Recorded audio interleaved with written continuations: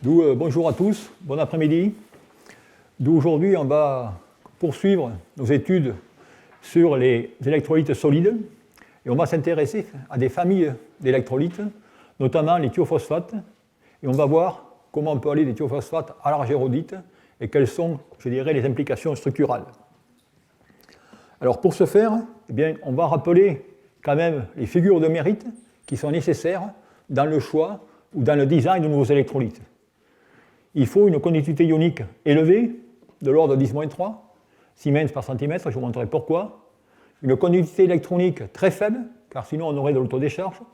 Il faut bien sûr des structures qui vont être propices à la diffusion du lithium dans la connectivité des polyèdres, une compatibilité aux interfaces chimiques et électrochimiques, et également des propriétés mécaniques, comme vous avez montré Christelle Laberté la dernière fois, et bien sûr des problèmes de coût et d'éco-compatibilité.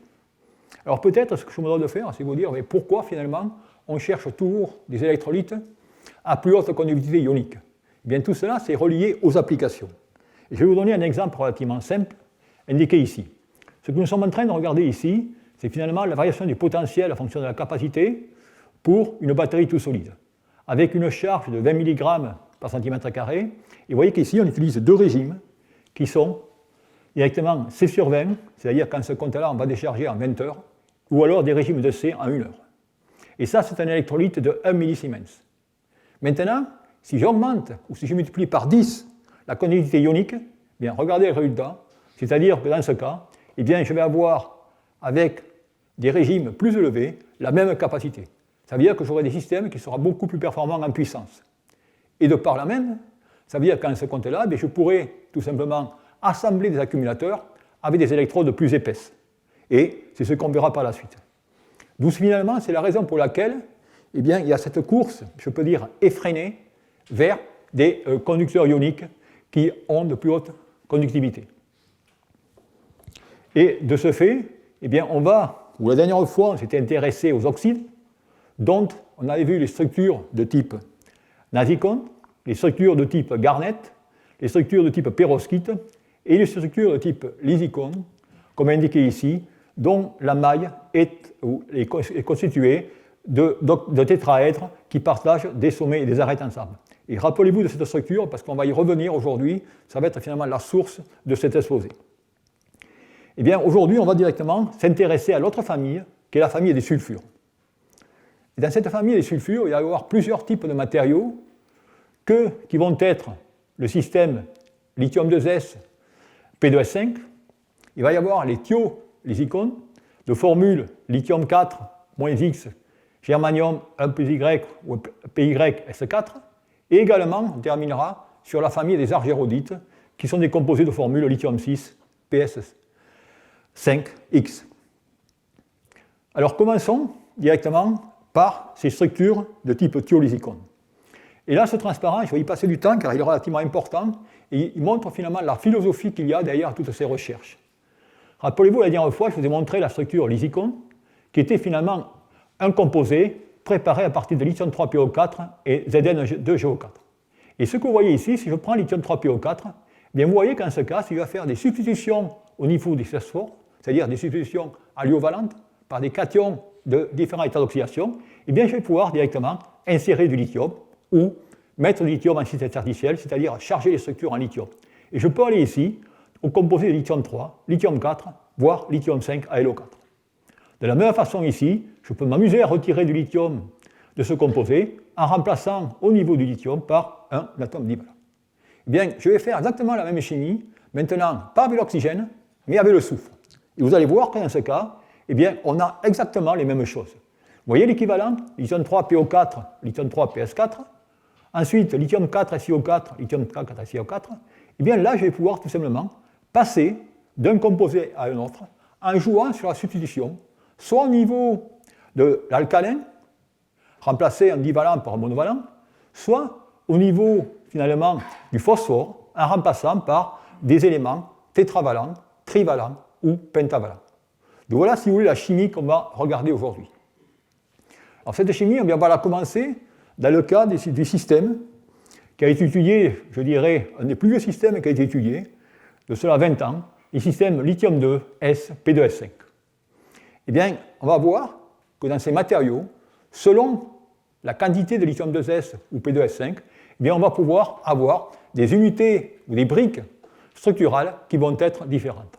On va pouvoir avoir des orthothiophosphates, comme indiqué ici, des métathiodiphosphates, voire des pyrothiodiphosphates, dans lesquels, vous voyez ici, on va être directement, je dirais, connecté par le sommet, alors que là, on sera connecté par les faces. Et enfin, le cas où on peut avoir hypothiodiphosphate, c'est-à-dire qu'en ce compte-là, on va tout simplement faire une liaison PP.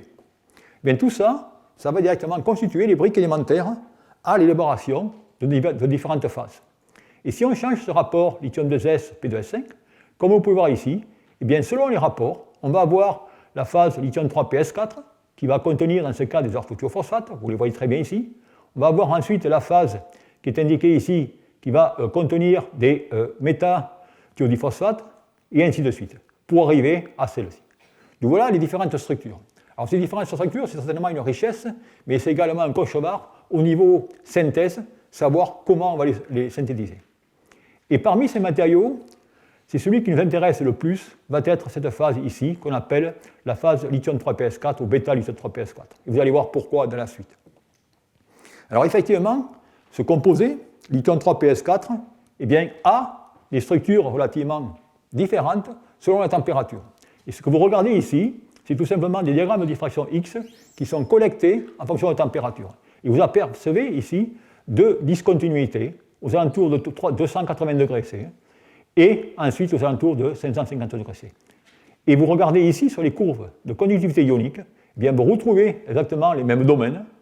Et dans ce cas, eh bien, on a une évolution de la phase gamma, qui est une phase basse température, à une phase température médium, je dirais, qui est bêta, et à une phase haute température.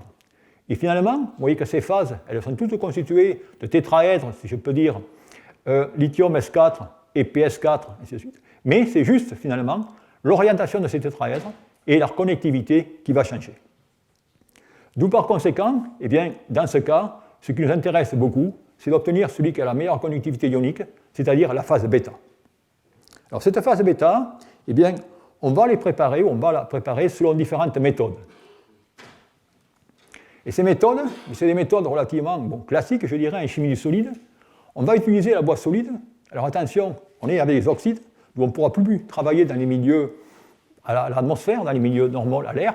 Il faudra travailler, dans des tubes en quartz qui vont être scellés. Et dans ce cas, pour éviter les réactions du quartz avec nos précurseurs lithiers, eh bien, l'astuce, c'est tout simplement de déposer, je dirais, du carbone à l'intérieur de ce quartz. Bon, généralement, la manip se fait, vous mettez un peu d'acétone, vous évaporez, et ensuite vous chauffez, et vous avez directement votre carbone qui se dépose sur le quartz.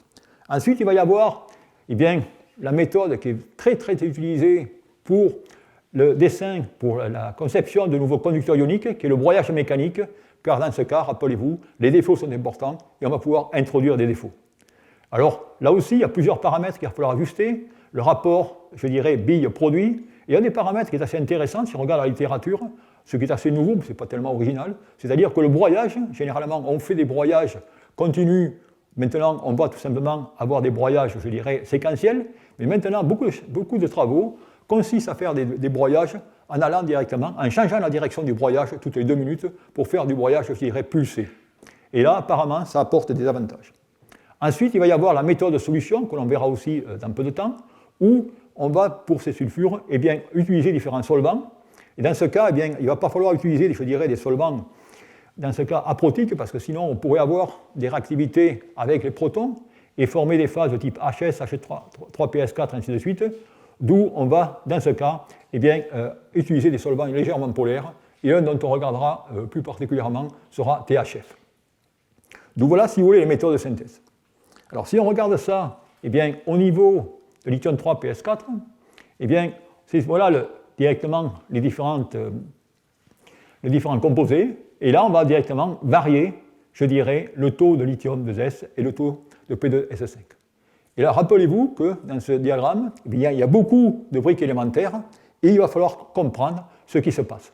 Donc, on va changer le rapport de ces deux composés et on va regarder par des techniques qui vont être ici du Raman, où on va regarder finalement la bande associée à ces différents polysulfures, qui change selon qu'on ait directement un ortho, un méta ou un pyro. Et également, la bande, on va regarder en RMN et on va directement travailler sur le phosphore 31 pour avoir la signature, je dirais, ou l'empreinte de ces différentes espèces.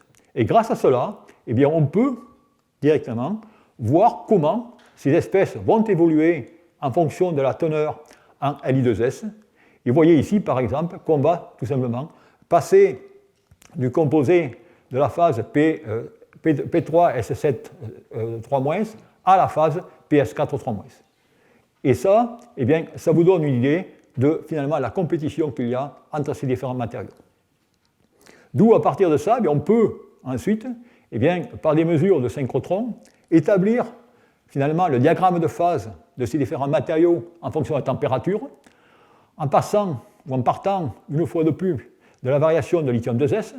Vous avez à basse température les verts, et vous voyez que la plupart des compositions, jusqu'à 70-75, eh bien, dans ce cas, il va y avoir une décomposition à haute température pour donner la phase hydrothiodiphosphate, plus du soufre.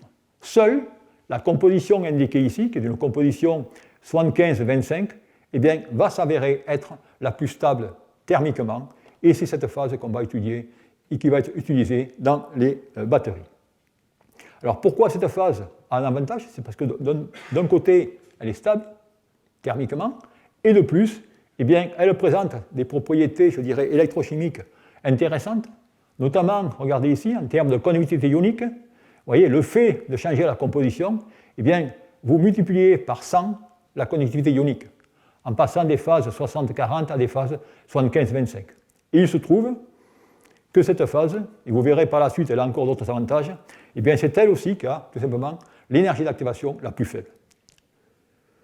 D'où, ça vous voyez, la complexité quand même de ces matériaux dans lesquels on a, je dirais, des difficultés à connaître quelle est la phase résiduelle. Et pour montrer l'importance du procédé sur les propriétés de ces matériaux, eh bien, je vais utiliser cet exemple où, dans ce cas, c'est tout simplement un matériau qui est préparé par broyage mécanique, mais dans lequel on va changer les conditions de synthèse.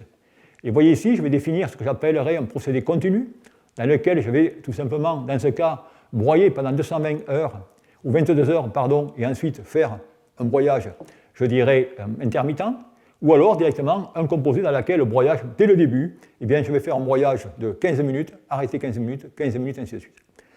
Et si on regarde maintenant par les mêmes méthodes quelles sont les espèces qui constituent le produit obtenu, c'est-à-dire la poudre, eh bien, on s'aperçoit ici que, vous voyez, les espèces sont totalement différentes. Tout ça veut dire qu'on est en train de stabiliser des phases différentes. Pourquoi? Parce que le broyage, ce que vous réalisez, c'est la conversion de l'énergie mécanique, presque en énergie chimique, d'où il va y avoir une certaine température, et cette température locale va changer selon, finalement, les méthodes de broyage. Et le résultat le plus important est au niveau des conductivités ioniques. Vous voyez ici, dans le cas du broyage direct continu, eh bien, j'ai des conductivités ioniques qui sont relativement faibles, comparées à celles d'un broyage, je dirais, intermittent, comme indiqué ici. Donc voilà, si vous voulez, l'importance du broyage, et on va voir encore un peu plus loin cela. D'où ça, c'était, si vous voulez, la difficulté avec ce composé lithium 2S P2S5, d'où par conséquent, on peut essayer de simplifier la tâche et de faire ces synthèses par solution. Et ces synthèses par solution, eh bien, ça a été rapporté par un papier du JAX, je crois qu'il doit dater de 5 ou 6 ans, où ça avait été une découverte assez importante, dans laquelle certains chercheurs ont réussi à préparer la phase lithium 3PS4 ou bêta lithium 3PS4 par solution. C'est-à-dire qu'en ce cas, voilà les ingrédients, les précurseurs de départ, qu'on va, je dirais, dissoudre ou réagir dans le THF pour obtenir ce complexe, lithium 3PS4 THF. Ensuite, on va retirer le THF et chauffer à différentes températures pour obtenir ce composé bêta lithium 3PS4. Alors, le diagramme X vous donne effectivement la signature ou l'empreinte de ce composé, mais si on regarde d'un point de vue microscopie, ce qui est intéressant, c'est qu'on s'aperçoit d'abord que ce matériau est très bien cristallisé. Vous avez tout simplement, dans ce cas, des particules dont, je dirais, les facettes sont très bien déterminées. Mais ce qui est intéressant, et ce qui va faire la différence, c'est que ces matériaux, eh bien, ce n'est pas des cristaux, c'est-à-dire ces briques, ont une porosité. Et en effet, les chercheurs ont montré par des mesures d'isotherme d'absorption réalisées à 60 degrés K sous l'atmosphère d'azote, et bien que, comme vous pouvez voir ici, on peut avoir à des pressions induites P sur P0, on s'aperçoit que finalement, on a une nanoporosité aux alentours de 20 à 30 nanomètres. Et c'est cette nanoporosité qui a été interprétée, on y reviendra par la suite, comme, je dirais, importante pour la conductivité ionique. Et regardez, le fait de passer du matériau massif à du matériau préparé par solution avec cette morphologie indiquée ici et contenant des nanopores a permis d'obtenir, dans ce cas, des conductivités ioniques relativement importantes. Et bien sûr, la question, c'est de savoir pourquoi ce traitement, cette synthèse magique, que se passe-t-il? Quel est vraiment le mécanisme réactionnel derrière tout cela? Et ça, c'est des travaux qui ont été entrepris dans notre laboratoire il y a de cela 4 ou 5 ans, où on a essayé de comprendre finalement les différentes étapes de ce mécanisme et leur influence sur les propriétés de conductivité ionique. D'où, par conséquent, on a joué sur deux facteurs. Facteur, comme indiqué ici, sur finalement le retrait du THF et le traitement dans lequel ce THF allait être retiré du matériau, c'est-à-dire la teneur en THF, et ensuite sur la cristallinité du matériau. D'où, grâce à cela, on a pu finalement de nouveau étudier le système et comprendre que finalement ces composés, ils n'étaient pas du tout monophasés, mais il y avait toujours coexistence de plusieurs phases. Et là, je vous résume un peu les résultats selon ces différents traitements, soit en jouant sur la cristallinité, soit en jouant sur le taux de THF. On a des phases, qui est la phase complexe du matériau de départ, soit on a des amorphes, soit on a du cristallin. Et vous voyez qu'en certains matériaux, il y a une quantité relativement importante d'amorphes. Et si on regarde les conductivités ioniques maintenant sur ces différents matériaux, on s'aperçoit que ces conductivités ioniques, comme vous pouvez voir ici, elles varient selon les différents traitements, selon le taux de cristallinité. Et si je regarde le taux de cristallinité ici, qu'est-ce que je m'aperçois? C'est que finalement, dans ce cas, plus le taux de cristallinité augmente, plus finalement la conductivité ionique décroît. Et de même, si maintenant je regarde la teneur en THF, on a finalement un effet relativement similaire. Bon, tout cela veut dire que finalement, dans ce matériau, il y a certes la phase bêta lithium 3PS4 qui va conduire, mais il y a également une phase amorphe qui a une forte contribution aux conductivités ioniques finales du matériau. Donc voilà une fois de plus la complexité de ce système lithium-2s P2S5. Et enfin, pour terminer, si je peux dire la complexité et la possibilité d'obtenir des conductivités ioniques relativement importantes, je mentionnerai cette expérience dans laquelle, dans ce cas, une synthèse un peu différente, où vous voyez qu'on va, dans ce cas, utiliser le tube de quartz avec la protection par le carbone, et dans ce cas, on fait une fusion par trempe. C'est-à-dire qu'on va chauffer le matériau jusqu'à sa fusion, et on va le tremper. Et ensuite, le traitement qui a été effectué va consister à tout simplement broyer le verre qu'on a obtenu pour obtenir des poudres qu'on va presser à froid, ou alors, on va tout simplement, dans ce cas, les presser à 220 degrés pour 2 heures, les chauffer à 280 degrés pour 2 heures. Et ensuite, on va faire un pressage à chaud. Et bien, quand on fait cela, là aussi, on a des conductivités ioniques qui sont, je dirais, exacerbées, où on peut obtenir maintenant du 1,7 10 puissance moins 3 Siemens, c'est-à-dire 17 millisiemens par centimètre. Et ça, je dirais, c'est presque une valeur record dans ces matériaux.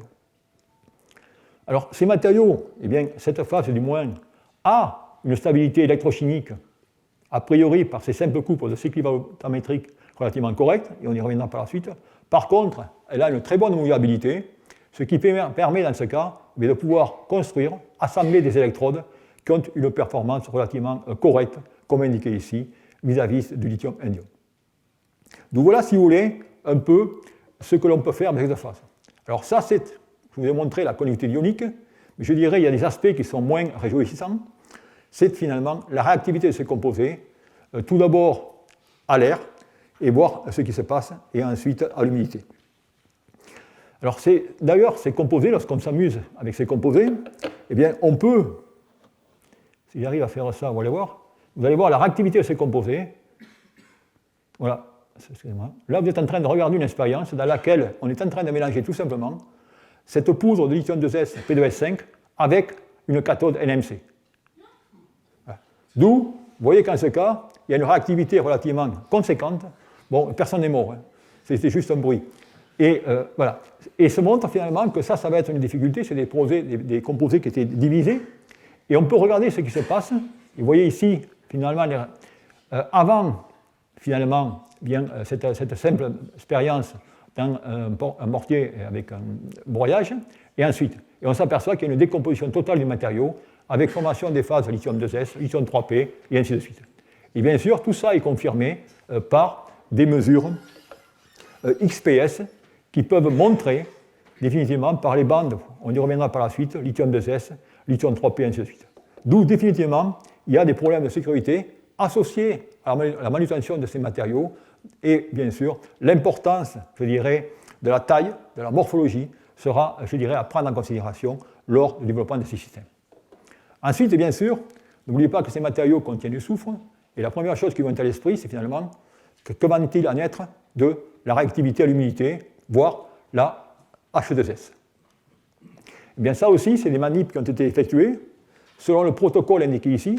Ce que vous regardez ici, c'est tout simplement un genre de dessiccateur, enfin, un conteneur qui est tout simplement, je dirais, hermétique, avec un détecteur de H2S, un ventilateur, et vous mettez directement ici la poudre de lithium 2S PS5. Et là aussi, on va regarder une fois de plus quel va être le taux ou la réactivité en se plaçant sur des atmosphères humides, c'est-à-dire qu'on va être dans ce cas avec 50% d'humidité, et voir ce qui se passe.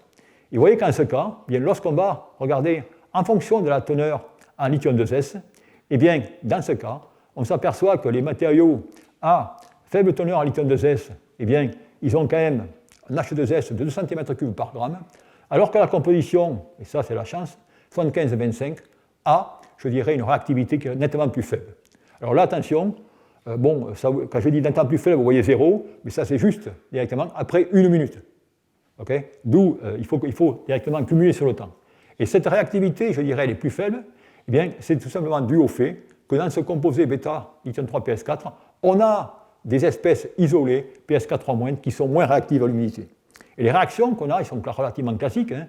La première réaction, vous prenez lithium 2S directement à l'humidité, eh bien vous obtenez directement LiOH plus vous relarguez H2S. Et vous voyez maintenant, si je prends ici directement ce composé, qui dans ce cas est un méta-thiodiphosphate, et bien il va réagir également avec l'eau pour donner H2S. D'où, là aussi, je dirais, la réactivité à l'humidité, c'est-à-dire l'hydrolyse, va être un point très important à considérer, d'ailleurs, pas seulement sur ce matériau, mais sur tous les sulfures que je vais traiter aujourd'hui. Donc voilà, si vous voulez, un peu ce composé lithium 2S dans le P2S5. Je voudrais maintenant passer au deuxième type de composé dont je voulais vous parler aujourd'hui, c'est le thiolithium. C'est la phase lithium 4, germanium, PS12. Et c'est cette phase, finalement, comme je vous l'ai mentionné dans le premier cours, qui est à l'origine de toute la révolution qu'on est en train de connaître aujourd'hui dans le tout solide. Alors là aussi, pour montrer ce qu'est la chimie du solide, eh bien, je vais tout simplement faire un petit exercice et vous montrer comment on cherche une nouvelle phase. Alors comment? Eh bien, je vais directement vous mettre ce pseudo-binaire ici. D'où là, si vous voulez, la question là, c'est, on sait que finalement, ce lithium 3 PS4, eh bien, on l'a vu, on connaît ce composé, il a une structure directement gamma lithium 3 PS4, et je prends la phase lithium 4 GS4, eh bien, a une structure différente. Et la question que l'on se pose, c'est-à-dire, est-ce que maintenant, si je balaye directement cette composition, je peux isoler des phases différentes? Alors pour ce faire, au niveau du laboratoire, eh bien, qu'est-ce que vous faites? Eh bien, vous allez préparer différentes compositions, et vous allez prendre le diagramme des fractions X, et essayer de comprendre si vous avez, ou si vous réussissez à isoler des phases. Alors par exemple, je vais m'amuser à prendre différentes phases, je vais m'amuser directement à me balayer sur le long de cet axe. Voyez, et je vais prendre des diagrammes de diffraction X au fur et à mesure que je vais changer la composition. Et vous voyez ce que j'obtiens ici? Je m'aperçois que lorsque je suis dans ce domaine, eh bien, j'ai beau changer la composition, mon paramètre reste constant. Ça veut dire que dans ce cas, j'ai certainement deux phases qui coexistent. Par contre, si maintenant j'arrive dans ce domaine, vous voyez que le paramètre de maille, ça veut dire que là, j'ai certainement une phase, c'est-à-dire j'ai une solution solide, d'où j'ai l'existence d'une phase. Et ensuite, eh bien, je peux aller à l'extérieur, comme on peut le voir ici, et dans ce cas, eh bien, j'ai de nouveau deux phases. Donc voilà, si vous voulez, comment on peut établir, je dirais, ou chercher, ou directement naviguer dans ce pseudo-binaire pour arriver à déterminer les domaines d'existence de phase. Et ensuite, bien sûr, là, on détermine une phase, on est en train d'avoir des poudres, et la question qui se passe, finalement, lorsque j'ai une phase, eh quelle va être sa propriété à haute température. Et pour ce faire, eh bien, on va tout simplement chauffer le composé. Alors bien sûr, on peut faire chauffer dans un tube de quartz et observer, mais par contre là, on va faire des mesures de calorimétrie différentielle où on va, une fois de plus, en fonction de la température, voir ce qui se passe. Et qu'est-ce que je vais faire? Eh bien, vous voyez que là, c'est là où j'établis ces fameuses lignes qui peuvent être, dans ce cas, malheureusement, pour la croissance cristalline, eh bien, on ne va pas directement être en zone technique, okay, et on va avoir des variations avec deux paliers. Une première, ici, dans laquelle je vois un pic, je crois, aux alentours de 550 degrés, et l'autre à 650 degrés, où je vais traverser la phase liquide. Donc, par conséquent, ayant cette information, et maintenant, je peux ajuster, je dirais, ma synthèse pour tenter d'obtenir des cristaux, bon, bien que la tâche ne soit pas facile ici, puisque cette phase a une fusion inconcurrente. Mais en jouant sur des astuces, je dirais, de quantité de composés, eh bien, on peut arriver à obtenir des cristaux, et c'est ce qu'a fait cette équipe japonaise, du professeur Kano, qui a découvert cette phase en 2011. Vous voyez les cristaux de ce composé, lithium 10, germanium P2S12, dont la composition chimique est indiquée ici, et qui correspond directement à cette formule. Et bien sûr, ayant des cristaux, eh bien, on peut, dans ce cas, résoudre la structure. Et dans ce cas, voilà la structure qui est indiquée ici. On est en train de regarder une structure qui est tétragonale, dans laquelle, eh bien, formée de chaînes qui vont le long de l'axe C, ces chaînes consistent directement à un partage d'octaèdres lithium S6 et de tétraèdres GePS4, qui, dans ce cas, partagent des arêtes et également des sommets. Et vous voyez que ces chaînes sont connectées par des couplements PS4. Et cette structure, on peut la regarder de plus près et voir finalement comment se propage le lithium dans ces chaînes. Vous avez ici la propagation du lithium dans des chaînes en zigzag en passant de sites lithium S4 à lithium S4 différents, et ainsi de suite. Donc voilà, si vous voulez, la structure de ce composé. Alors la question, c'était maintenant, quelle est sa conductivité? Eh bien, la conductivité ionique est indiquée ici. Elle a été mesurée, alors ça qui est intéressant, puisqu'on a un cristal, on peut maintenant, ce qui est rarement fait dans ce domaine d'ailleurs, on peut tout simplement mesurer ces conductivités ioniques, c'est-à-dire ce déplacement du lithium, selon différents axes cristallographiques ou selon différents plans de la structure. Et vous voyez qu'ici, eh bien, on peut avoir des mesures de conductivité ionique, et on a dans ce cas des valeurs de 27 millisiemens lambda 0,01 ou 7 millisiemens de 1,0. Et ça, effectivement, eh bien, c'est tout simplement le composé qui a déclenché toute la recherche, car ces valeurs de 17 ou 27 millisiemens étaient les plus hautes jusque-là observées. Alors on peut ensuite, bien sûr, regarder quels sont les problèmes de diffusivité, de diffusion dans ce composé, et cela peut se faire par des mesures, je dirais, de diffusion quasi-élastique de neutrons, ou alors par des mesures de RMN. Eh bien, on arrive à des valeurs qui sont relativement, je dirais, relativement identiques, des valeurs de 8, 10 puissance moins 7 cm² par seconde. Voilà directement ce que l'on peut obtenir avec de tels composés. Alors bien sûr, dans ce compte-là, on a vu que finalement, on avait une haute conductivité ionique. La question qui se pose maintenant, toujours pareil, quelle va être la réactivité ou la stabilité électrochimique vis-à-vis du lithium? Alors ce qui est intéressant, c'est que dans le premier papier qui est sorti sur ce matériau, eh bien, les auteurs ont tout simplement annoncé que ce matériau était formidable, puisqu'il avait une stabilité électrochimique vis-à-vis du lithium qui était impeccable, comme on peut voir ici. Mais ça n'a pas duré très longtemps, car d'autres chercheurs ont tout simplement construit un accumulateur grâce à ce matériau. Et ce qui est intéressant, c'est que dans ce cas, vous voyez, ils ont tout simplement construit une batterie dans laquelle vous avez le même matériau comme électrode positive, électrode négative et séparateur. Donc dans ce cas, vous faites tout simplement l'électrochimie, et voilà ce qu'on obtient. On a tout simplement deux pics redox, comme indiqué ici. Ça veut dire qu'il y a une activité électrochimique. D'où ça veut dire que le matériau n'est pas stable vis-à-vis du lithium. Et effectivement, grâce à cette électrolyte solide, eh bien, on peut faire une batterie, et c'est ce que les auteurs ont fait. Ils ont construit une batterie avec le même matériau, avec du carbone pour l'électrode positive, bien sûr du carbone pour l'électrode négative, pour améliorer la conductivité électrique. Et vous voyez qu'ici, on obtient directement ces courbes de charge et de décharge, ainsi de suite. D'où cela veut tout simplement dire que ce matériau eh bien, a ou possède une stabilité électrochimique vis-à-vis du lithium, et on verra par la suite que même vis-à-vis de l'électrode positive, ce n'est pas glorieux. Alors la question qui se pose, c'est finalement, quelle est cette réactivité? Que se passe-t-il à cette interface? Alors pour faire cela, eh bien, on va utiliser les techniques d'XPS, qui sont mentionnées ici, c'est la spectroscopie de photoémission de rayons X, dont le principe est indiqué ici. Il consiste tout simplement à bombarder une surface avec des rayons X de longueur d'onde variée et de collecter les photoélectrons injectés par un détecteur pour en obtenir le spectre d'émission. Et puisque chaque photoélectron a une énergie qui est propre de l'élément chimique qui le donne naissance, eh bien, on peut avoir une idée de quelle est la composition des interfaces, ainsi de suite. D'où on peut avoir ces spectres d'émission, et ce qui peut se faire, c'est que maintenant, eh bien, qu'est-ce qu'on va faire? On va utiliser cette fameuse phase, ce fameux électrolyte lithium 10 GPS2, sur lequel eh bien, on va aller déposer du lithium, et au fur et à mesure qu'on va déposer du lithium, eh bien, on va regarder tout ce qui se passe au niveau des spectres d'émission. Alors ces expériences, elles ont été faites eh bien, en regardant, comme vous pouvez voir ici, au spectre d'émission au niveau du cœur S2P, au niveau du cœur germanium 3D et au niveau du cœur phosphore 2P. Et là, vous voyez tout simplement le temps de déposition, c'est-à-dire qu'on est en train de déposer, on augmente le temps. Et si je regarde ce qui se passe, vous voyez que maintenant, j'aperçois directement une activité avec des énergies de liaison qui sont relativement, je dirais, plus courtes dans le cas de soufre, c'est-à-dire que j'ai évidence de la phase lithium 2S.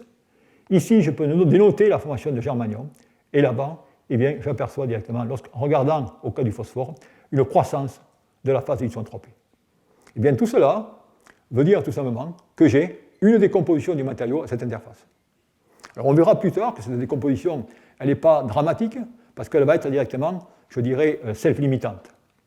Mais il n'empêche que la réaction que l'on a est une réaction qu'on connaît très bien, qu'on avait découvert dans les années 2000, qui est une réaction de conversion.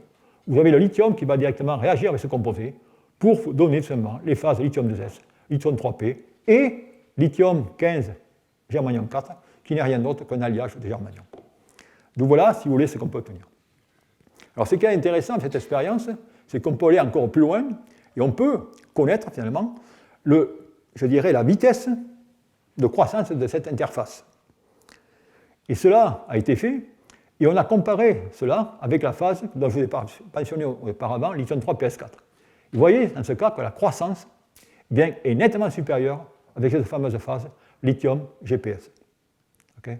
À partir de ces, je dirais, constantes de croissance, eh bien, on peut extrapoler et on peut voir finalement qu'avec une croissance comme indiqué ici, eh bien, après un an, on aurait une interface qui aurait une épaisseur de 370 nanomètres, ce qui veut dire une polarisation relativement importante et, bien sûr, une chute de capacité. D'où voilà, si vous voulez, la problématique qu'on a avec ces composés. Alors la question, bien sûr, c'est, bon, qu'est-ce qu'on fait avec ça? Et comment, d'un point de vue chimique, on peut s'en sortir? Eh bien, on va avoir recours, comme toujours en chimie du solide, à la substitution.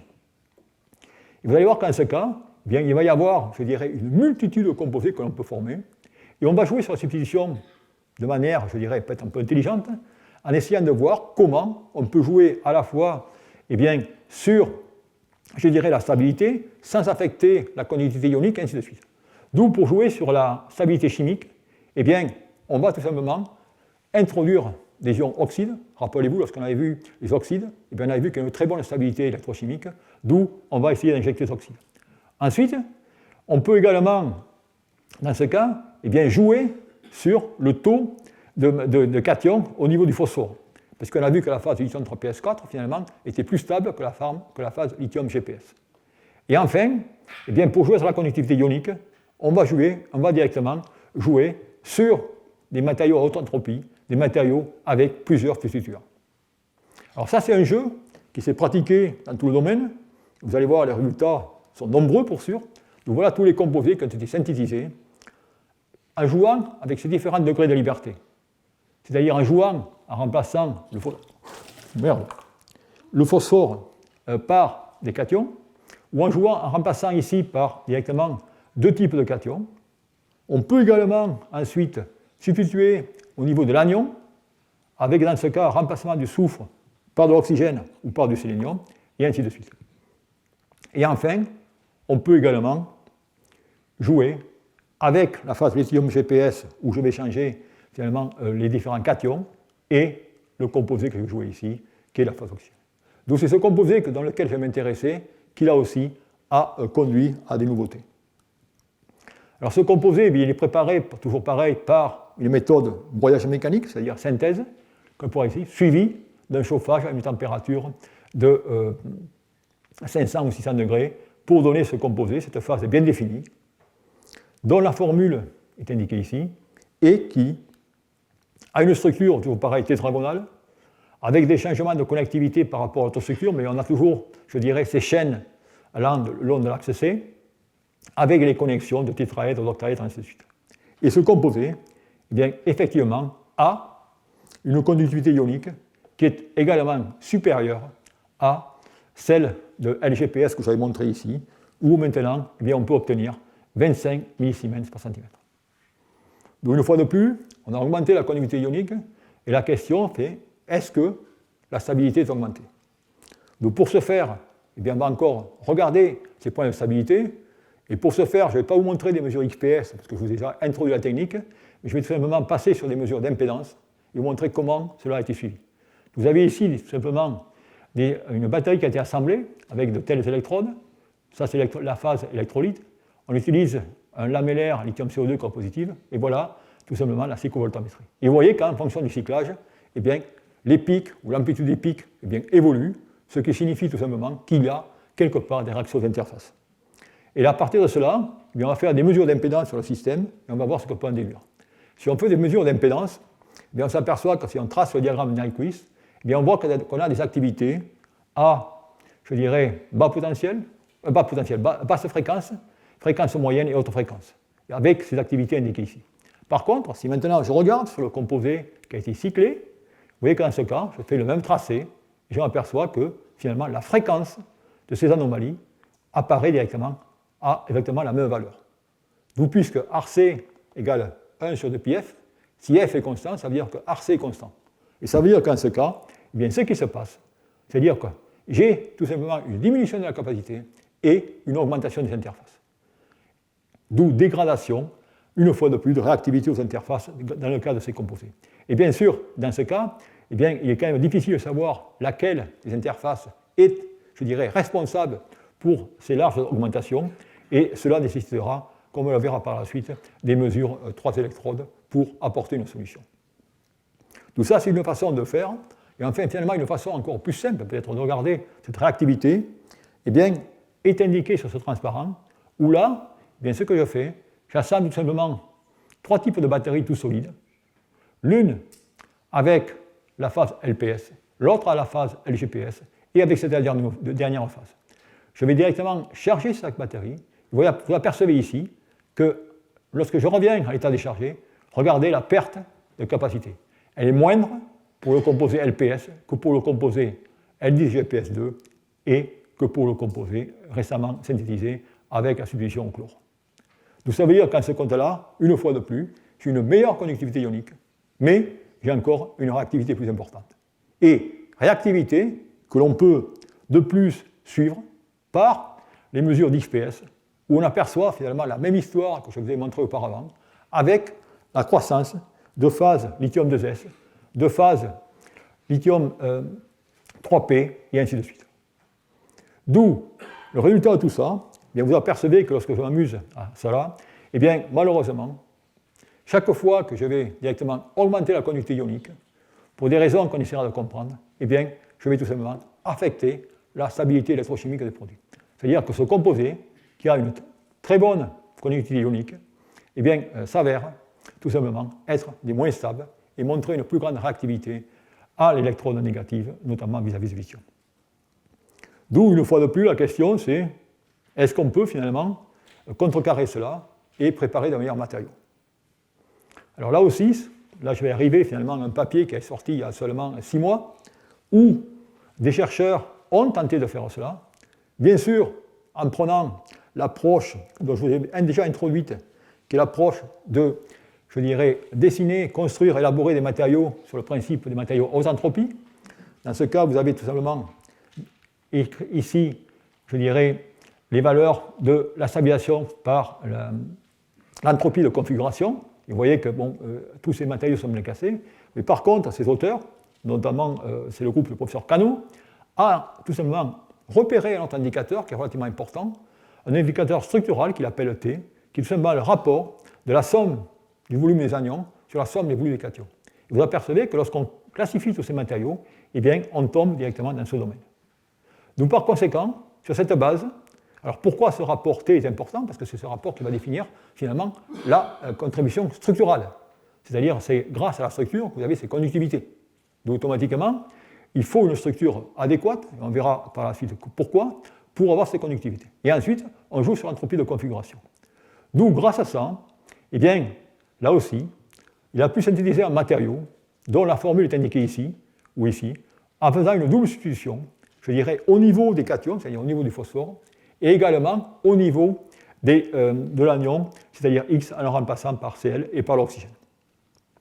D'où, toujours pareil, des méthodes de synthèse identiques, la synthèse ne change pas beaucoup dans nos différentes phases, eh bien on peut, toujours pareil, par broyage, où il y a des temps de réaction, avec des températures de chauffage de 475 degrés, eh bien obtenir, je dirais, une nouvelle phase, dont la structure est toujours pareil, une structure tétragonale, avec certainement des différences au niveau de la distorsion des sites de lithium, et ainsi de suite. Et cette phase, eh bien, effectivement, elle montre une conductivité ionique qui est, je dirais, relativement importante, finalement qui est la valeur la plus haute aujourd'hui obtenue parmi ces matériaux, qui est de 32 millisiemens, comme indiqué ici. Donc voilà, si vous voulez, où en sont les recherches sur ces matériaux. Alors, pour revenir finalement à l'importance de ce résultat, eh bien, au niveau application, eh bien, vous voyez que je vous ai fait, au début de ce cours, je vous ai montré la différence entre 1 millisiemens et 10 millisiemens, et là, on en est à 32 millisiemens. Donc, par conséquent, et ce qui fait, je dirais, l'intérêt de ce papier, c'est que ces chercheurs ont essayé de démontrer le bienfait d'avoir ces conducteurs ioniques à haute sigma.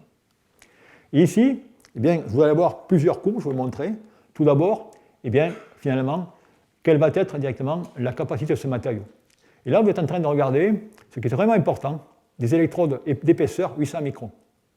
Aujourd'hui, dans les technologies lithium-ion commerciales, vous avez des épaisseurs de 150 à 200 maximum. Ensuite, eh bien, vous avez des loadings, des taux de matière active par centimètre carré qui sont, dans ce cas, aux alentours de 245 mg, comparés à, je dirais, 20 ou 30 mg dans le lithium-ion aujourd'hui. Et grâce à cela, eh bien, on peut obtenir, vous voyez, une efficacité d'utilisation qui est à peu près 100%. Alors bien sûr, ici, regardez, le régime est relativement faible, c'est du 0,25. Par contre, regardez la densité surfacique ou la capacité surfacique qui est relativement importante. Et ce résultat, effectivement, je dirais, se différencie de tous les travaux jusqu'à maintenant, puisque vous voyez, la progression au cours du temps, et effectivement, ce travail, c'est celui qui a permis d'obtenir, je dirais, de meilleurs résultats. Alors maintenant, si on regarde ce qui se passe ensuite en température, eh bien là aussi, si on regarde ce matériau en température, et si on regarde les performances, que ce soit en termes d'ici de capacité surfaciale ou alors de capacité de rétention, eh bien on s'aperçoit que les points rouges, qui représentent finalement les performances de ce matériau, sont nettement meilleurs que tout ce qui avait été rapporté aujourd'hui. Donc définitivement, cela indique fortement qu'avoir ces électrolytes à haute conductivité ionique est relativement importante. Bien sûr, là aussi, il serait intéressant d'avoir finalement un calcul volumique, parce que bon, les électrodes sont très épaisses, et je dirais les capacités déchargées sont pas terribles. Alors bien sûr, la question qui revient, c'est maintenant, est-ce que ce matériau est vraiment l'idéal, une fois de plus, d'un niveau stabilité? Alors pour ce faire, eh bien, la manip qu'on peut effectuer, qu'on effectue de façon classique dans les laboratoires, c'est que maintenant, eh bien, je vais tout simplement prendre ces accumulateurs et les charger à haut potentiel, c'est-à-dire en oxydation. Et lorsque je fais ces mesures d'oxydation, je vais être directement relativement conservatif. Je vais ici m'arrêter à 3,5 volts et attendre, je dirais, plusieurs heures. Ici, je vais aller à 3,8 volts et 4 volts. Et je vais regarder tout simplement quelle va être l'évolution, dans ce cas, eh bien, du spectre d'impédance ou du diagramme Nyquist pour ces différents matériaux. Et vous apercevez qu'effectivement, lorsque je vais à 3,8 volts, au fur et à mesure que j'augmente le temps à ce potentiel, eh bien, j'ai une augmentation drastique de la résistance à interface.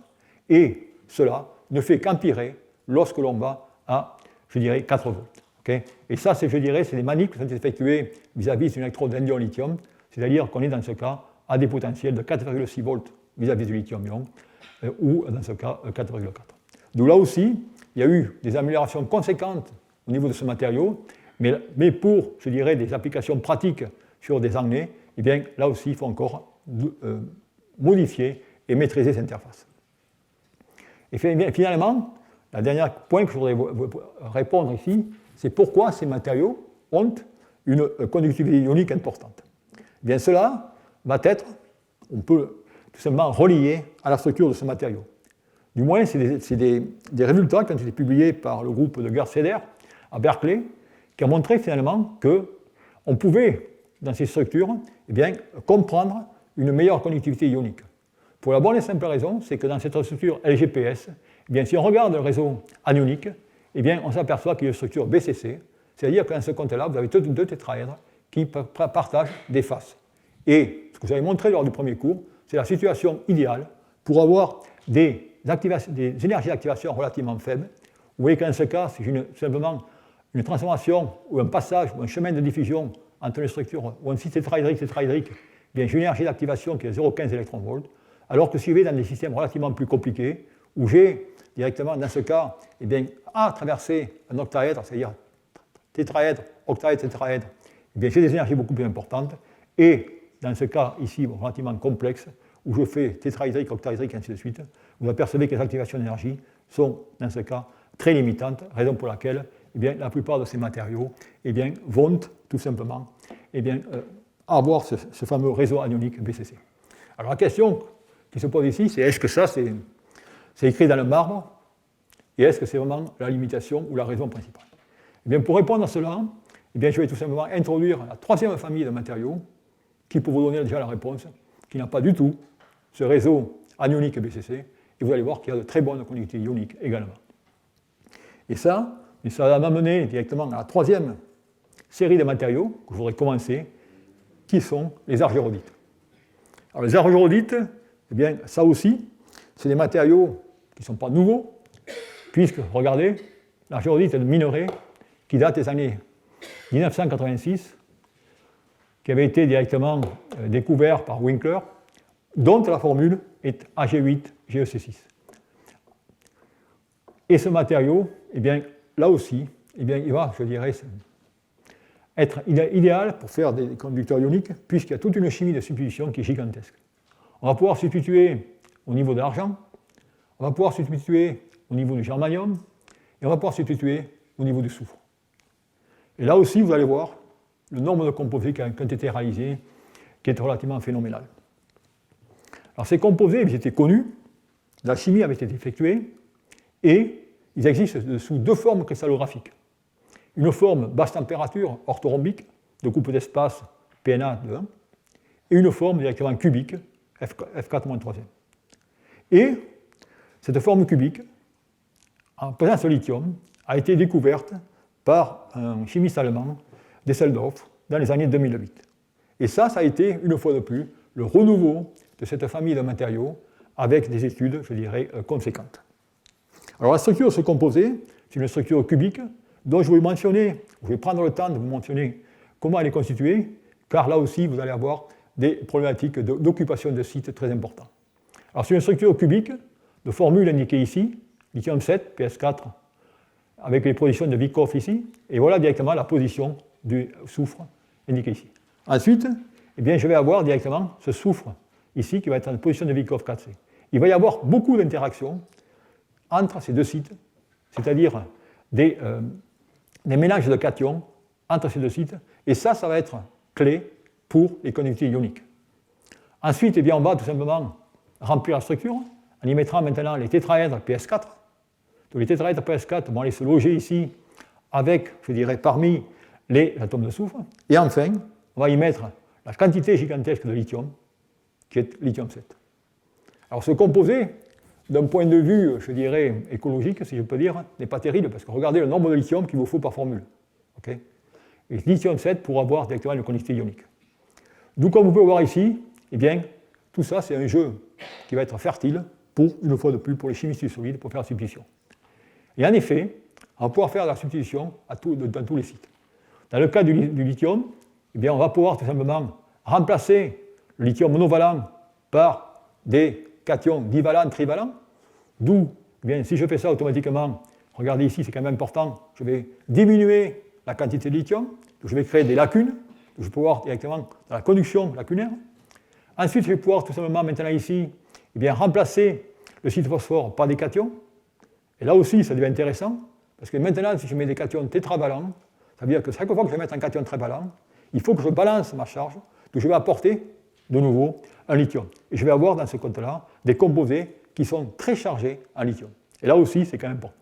Et enfin, eh bien, on va pouvoir faire des substitutions sur, je dirais, le site anionique, c'est-à-dire le soufre, en remplaçant ce soufre eh bien, par les halogènes, comme le chlore, le brome et l'iode. Okay.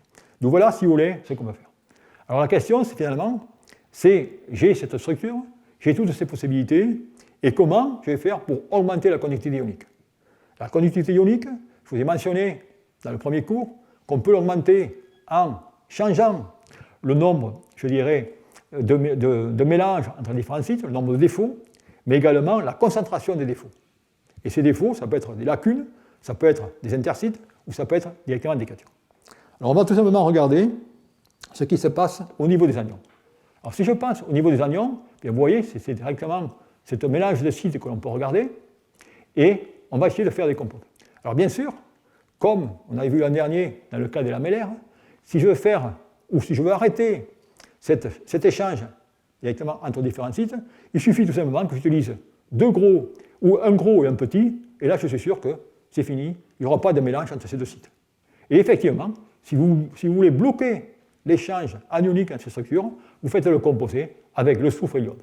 Et là, c'est parfait. Par contre, maintenant, si vous remplacez tout simplement l'iode par le brome ou par le chlore, eh bien là, vous allez introduire des ordres. Et vous voyez ici, indéfiniment, et vous voyez que la conductivité, eh bien, elle est fonction du désordre. C'est-à-dire, si je veux augmenter la conductivité, eh bien, dans ce cas, je suis obligé d'introduire du désordre sur ces sites. Et c'est comme ça que les chercheurs ont préparé des composés avec des substitutions au chlore et à l'iode. Alors ensuite, un autre paramètre qui est important, et tout simplement, va être la délocalisation de la densité du lithium, qu'on peut obtenir par des mesures neutroniques. Et vous avez ici, finalement, la position du lithium. Vous avez cette couronne dans laquelle vous avez une délocalisation du lithium, et on va tout simplement mesurer cette distance moyenne entre le centre de cette couronne et l'atome principal qui est le soufre. Et là aussi, si on trace cette distance moyenne, eh bien, en fonction du désordre, vous voyez que bien sûr, plus la distance va augmenter, plus le désordre va augmenter, et ce qu'on sait, c'est que si on augmente le désordre, eh bien, la conductivité ionique va augmenter. Donc voilà directement ce que l'on peut obtenir dans de tels matériaux. Et enfin, eh bien, on peut ensuite, en dehors de jouer avec la substitution pour les anions, on peut revenir sur les cations, et comme je l'ai mentionné, si on revient sur les cations, le but, l'intérêt, c'est finalement d'essayer d'augmenter la concentration du lithium de ces composés. D'où tout le jeu de la substitution cationique, dans lequel on va tout simplement remplacer le phosphore par des cations aliovalents, et notamment on va utiliser ici toutes les combinaisons du silicium, on va utiliser dans ce cas du germanium, ou alors même un pentavalent avec l'antimoine. Et dans ce cas, eh bien, on va avoir des, je dirais, compositions lithium plus X. Ça veut dire que je vais introduire des sites lithium interstitiels qui vont avoir un niveau énergétique plus élevé que le lithium classique et qui vont, dans ce cas, eh bien, tout simplement abaisser ma barrière énergétique. Et c'est grâce à cela que je peux tout simplement augmenter la conductivité ionique dans ces systèmes. Okay. D'où, voilà un peu donner une idée des différents leviers avec lesquels je vais pouvoir jouer avec ces différentes substitutions. Et maintenant, on va rentrer un peu, juste pour terminer, 3 ou 4 minutes, comment on va faire cela. Alors, comment on va faire cela? Je crois que ce n'est plus une surprise pour vous maintenant. Eh bien, on va toujours revenir aux méthodes de Vogt, c'est-à-dire, il y a plusieurs anions possibles, il y a plusieurs cations possibles. On va tout simplement jouer sur l'entropie de configuration pour aller stabiliser de nouvelles phases et voir, ce qui est important, quel va être l'effet de cette entropie de configuration, c'est-à-dire est-ce qu'augmenter l'entropie de configuration va à tout prix nous donner directement une meilleure conductivité ionique. Et vous allez voir que ce n'est pas du tout évident. D'où par conséquent, eh bien, on va tout simplement tenter de synthétiser de tels matériaux en jouant sur la substitution ici, qui est la substitution anionique, de ce côté, voyez, en mettant 2 ou 3 éléments, et ainsi de suite, même dans ce cas simple. Ensuite, sur la substitution cationique, en mettant cette fois cationique et anionique, et l'autre. Et ça, d'ailleurs, c'est des travaux qui ont été faits par un Allemand qui a fait sa thèse au laboratoire au Collège de France sur ces composés. Alors, bien sûr, on va tout simplement, dans ce principe, eh bien, on va avoir ces phases, et on va calculer finalement quelle est l'entropie de configuration de ces phases. Alors ça, je vous l'ai traité le premier cours, vous êtes familier avec ça, on a les structures, et on va tout simplement appliquer la formule, où on va tout simplement regarder l'entropie de configuration associée aux cations, aux anions, en prenant tout simplement les quantités molaires de ces différents éléments. Et on arrive aux valeurs d'entropie de configuration qui varient de 1,24 à 2,28, à 2,98 et à 2,77. D'où, vous voyez que là, théoriquement, mais je m'attendrai à avoir des conductivités ioniques relativement élevées. Bon, on va voir ce qui se passe. Donc on va refaire les synthèses de ces matériaux. Alors là, aucune nouveauté, hein. Tout simplement broyage, de nouveau chauffage cette fois dans un tube scellé pour obtenir toutes ces différentes phases. Et ensuite, eh bien, on va essayer tout simplement de relier, une fois de plus, tout cela aux propriétés physico-chimiques par des mesures de l'ordre à courte distance, car on veut savoir finalement quelle est l'occupation de ces sites, l'ordre à longue distance, la stabilité électrochimique, et ainsi de suite. Alors si on fait cela, eh bien, on peut, dans ce cas, eh bien, obtenir tous ces matériaux, et effectivement, comme on peut voir ici, eh bien, une fois de plus, effectivement, en jouant avec ces multi-éléments, on peut obtenir des matériaux relativement bien cristallisés et qui sont monophasés, comme indiqué ici. À partir de cela, eh bien maintenant, si je veux comprendre ce qui se passe, eh bien, où sont ces éléments dans cette structure, et je vais être obligé de faire des analyses un peu plus sophistiquées, notamment des analyses de distribution de paires-fonctions, PDF, où je vais avoir les distances entre les différents tétraèdres et les différentes espèces. Je peux faire des mesures de RMN pulsées, comme vous voyez ici en bas, et ces mesures, qu'est-ce qu'elles vous donnent? Eh bien, elles vous montrent, tout simplement qu'en ce cas, eh bien, ce qui n'est pas une surprise, hein, je fais une substitution par du sélénium ici, eh bien, vous voyez qu'en ce cas, j'ai mes PS4 qui contiennent un sélénium, 2 séléniums, 3 séléniums, 4 séléniums, au fur et à mesure que j'augmente la quantité. Alors ensuite, vous pouvez faire des mesures de synchrotrons, et par ces mesures de synchrotron, eh bien, on peut maintenant affiner et tout simplement arriver à faire l'attribution de ces différentes espèces dans les différents sites ou dans les différentes positions de Vyshkov dont je vous ai mentionné auparavant. Et vous voyez en ce cas la complexité, si je peux dire, de ces attributions pour vous montrer que lorsqu'on fait ces matériaux à haute entropie, eh bien, il y a un désordre relativement conséquent avec certains, si vous regardez en détail, mais ce n'est pas le but ici, de vous montrer qu'il y a certains éléments qui préfèrent aller dans certains sites que d'autres, mais il y a quand même, je dirais, une migration relativement conséquente. Alors la question que vous pouvez me dire, c'est finalement de tout ça, qu'est-ce qui sort? Eh bien, vous allez voir que finalement, eh bien, quand on fait cela, eh bien, le résultat n'est pas du tout, je dirais, convaincant, puisque ici, je vous ai tracé tout simplement la conductivité ionique en noir, vous voyez, et ici, n'oubliez pas, je suis passé de 1,24, ça y est marqué ici d'ailleurs, l'entropie. Voilà, j'ai augmenté l'entropie, excusez-moi, c'est ici, vous voyez, j'étais passé d'ici, ici, et je m'aperçois qu'en ce cas, eh bien, il n'y a pas une corrélation directe avec, tout simplement, les valeurs de conductivité que j'obtiens. Donc le but de tout ça, c'est-à-dire que cette préparation de matériaux à haute entropie, eh bien, il y a effectivement le concept, il y a des possibilités, je dirais, d'obtenir une meilleure conductivité ionique, mais surtout, ce n'est pas une condition nécessaire suffisante. Il se peut que ce soit un avantage, mais comme vous pouvez voir ici, eh bien, il y a des cas, notamment dans le cas des solutions ioniques, où, je dirais, ça ne marche pas des mieux. Alors, on verra la prochaine fois que dans le cas du composé, où je vais maintenant situer au niveau des cations, eh bien, effectivement, j'ai une meilleure corrélation entre cette entropie de configuration et la conductivité ionique. Donc voilà. Donc c'est un peu, si vous voulez, ce que je voulais vous raconter aujourd'hui sur ce cours, sur ces fameuses phases, ces sulfures et ainsi de suite. Et là, je voudrais m'arrêter. Et puis après, je vais passer la parole à Frédéric Anoufi qui va vous donner un autre aspect total de tous ces tout solides. C'est plutôt comment on peut maintenant, ces interfaces, j'espère, les voir d'un point de vue microscopie optique et apporter des informations importantes. Merci bien.